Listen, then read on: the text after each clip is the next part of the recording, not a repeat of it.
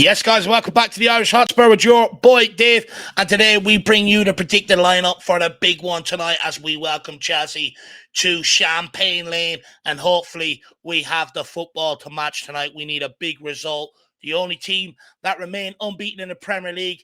More Arteta crying his eyes out, which I absolutely love. Blaming VAR on the referees rather than his tactics that he's changed from last year and maybe the poor recruitment towards what they thought would be a title push. So the opportunity is there for us to go back top of the league and be the only team remaining unbeaten after game week 11. But let's get into it and let's see what 11 I have gone with. That I think Ange Postecoglou will task with getting the job done. And of course, it's our number one, the big Vic Venom Macario, of course, nominated for October Save of the Month. Just goes to highlight how good he's been. But this guy makes crucial saves at crucial times in the game, which cannot be understated. There's a lot made about how good he is out on the ball. We all know that. Made a big save at 0-0 against Fulham. Big save at 0-0 against Palace. Made a few against United in the first half. Made a few against Arsenal as well. And we need more of the exact same from him today if we want to come out with all 3 points. Now, moving on to left back.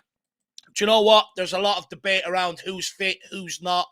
Udogie 50-50. Davies 50-50. And if not, Emerson would probably slip in. However, I think it's a bit of mind games. I'm hoping by Postecoglou not wanting to declare Udogie fit. I think he is fit. I think he was held back against Palace to be ready for today's game. So he didn't have, didn't hurt himself any further against Crystal Palace. And my God, do we need him today? We've seen the drop-off. If it is Ben Davies, Emerson stepped in, done a job. But we need what Udogie offers going forward as well. I think that's the biggest notice for me, what he does going forward, but also defensively, he knows how to handle himself. You look at the likes of Ben Davies, he needed help off Van de Ven, so Udogie has to be fit. Moving on over to right back, we have gone with Pedro Porro retaining his place. However, what I will say is, I was very, very disappointed with Pedro Porro against Palace. I think defensively he's been absolutely solid, don't get me wrong, brilliant, which is what we want, and he's adapted. But I think he's lost a little bit going forward. In the first half against Crystal Palace, he was absolutely atrocious. And I'll be honest, I want to see more of what he offers us on the ball. The guy's a goal threat. He's got a good cross. He's got a great pass on him. He can spray balls over the top for other people. I want to see more of that from Pedro Porro. I want to get him back to what he is best at, to be honest with you. Now, moving on to right-sided centre-back, we will bring in Christian Romero, the leader of men, nominated for October Player of the Month award. And Spurs fans, play your part, get over and vote for it. And if he wins, that's all 3 of our leadership group nominated and won for the first 3 months, first 3 Player of the Month. What a change that is from last year.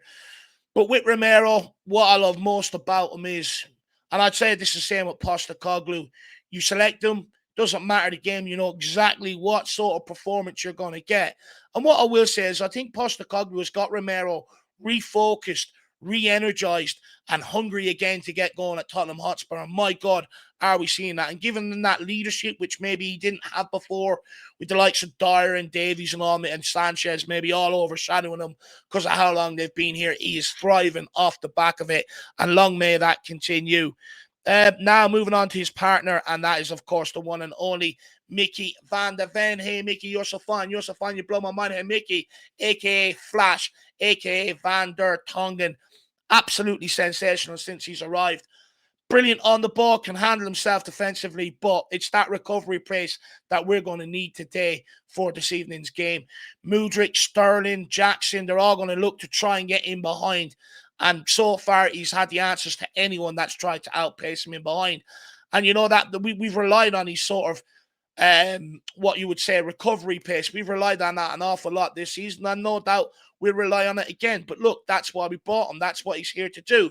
But what it does do, it does sometimes make teams think twice about playing it in behind because of the raw pace he possesses, which means he forces a lot of ball then, or the opposition, to change the way they play and get ball into feet, which we know the likes of Romero, Porro, Udogie, that's what they want. That's where they're best. They don't want it in behind. Van de Ven does all that.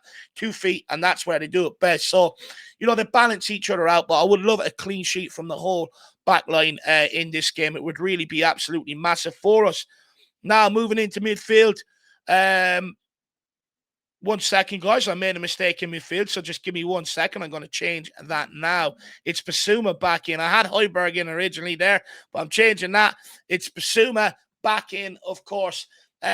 Look, he's crucial. I'm so glad he avoided the yellow card against Crystal Palace and that we could get him off and get him focused for today's game, because we're going to need his energy. We're going to need that combative spirit. But also what we're going to need is his dribbling ability, where he gets on the ball, runs at people, and tries to make things happen, take players out of the game. I've underlined how crucial he is for today's game, and I really do hope that he doesn't let me down. We need a massive, massive game from Basuma. I think he's absolutely key in this role as well. He will have to maybe watch Cole Palmer, but I think, he definitely has the physicality and energy to be able to maybe neutralise that threat.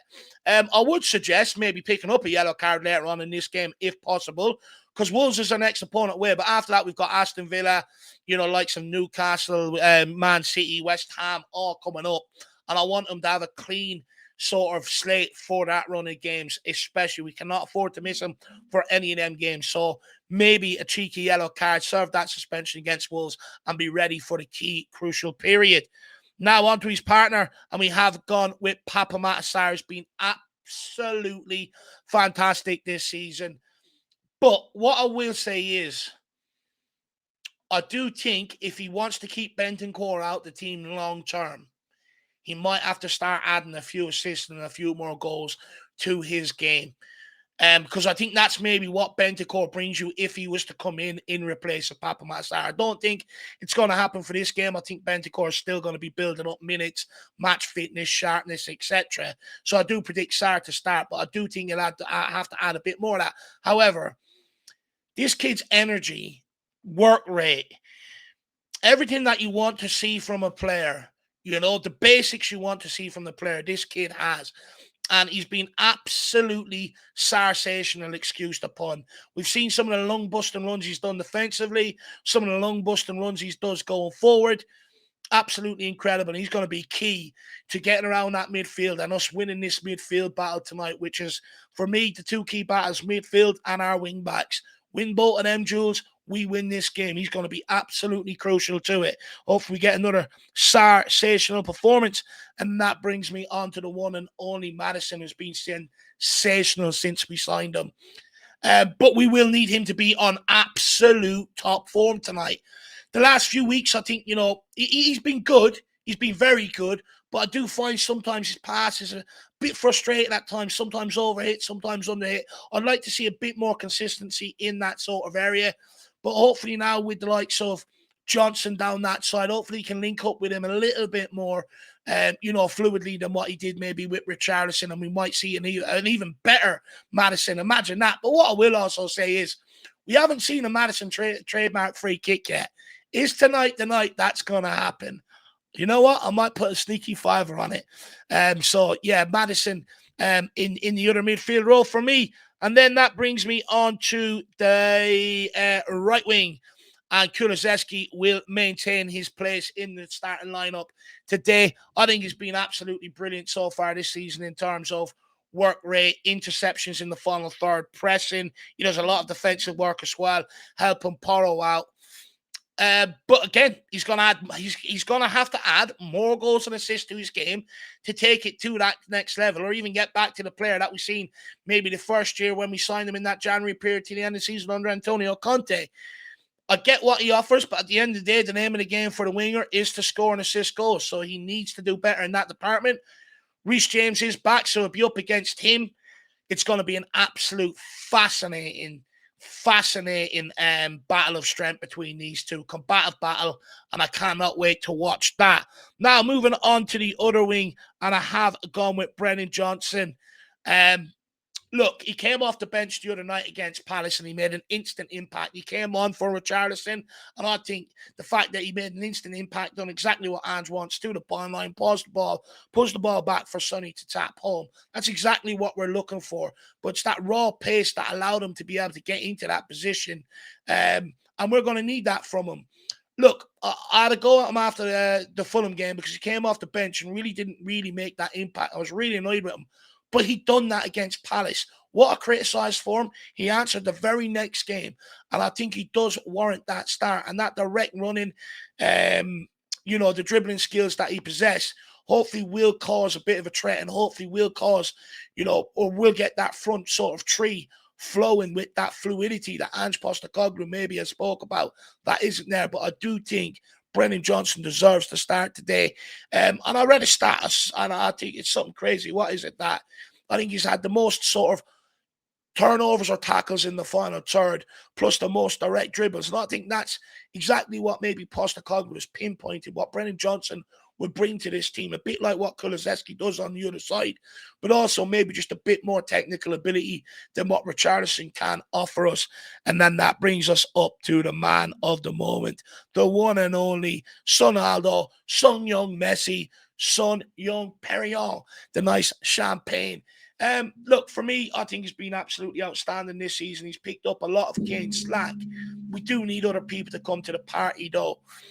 I think for me, this one's crucial. If Chelsea can find a way of keeping Son quiet, because you got to remember, he's up against a wily old dog with Thiago Silva, and you can't underestimate that. Thiago Silva has seen it all, been there, and he's done it all. So he will know how to defend against players like Sonny. But Son has scored in all of our London derbies so far this season. This is our third on the trot, but the fourth of the season.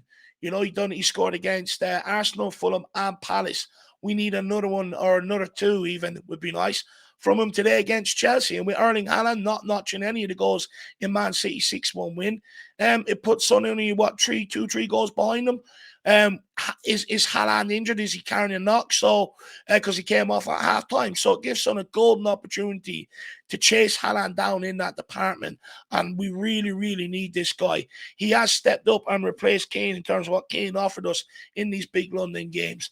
We need another one from Sonny. So please, Sonny, let's go out and get them. Captain of the squad, lead by example, and let's go and beat Chelsea. But guys, that's my predicted lineup. Get in the comments. Let me know. Is there any other changes you would make to this starting lineup? Anything you agree or disagree with what I've had to say? But the most important thing is get yourself ready and pumped and in front of that TV for 8 o'clock tonight with ice cold drinks and nice little snacks ready to go, because we are going to absolutely feast on Chelsea tonight.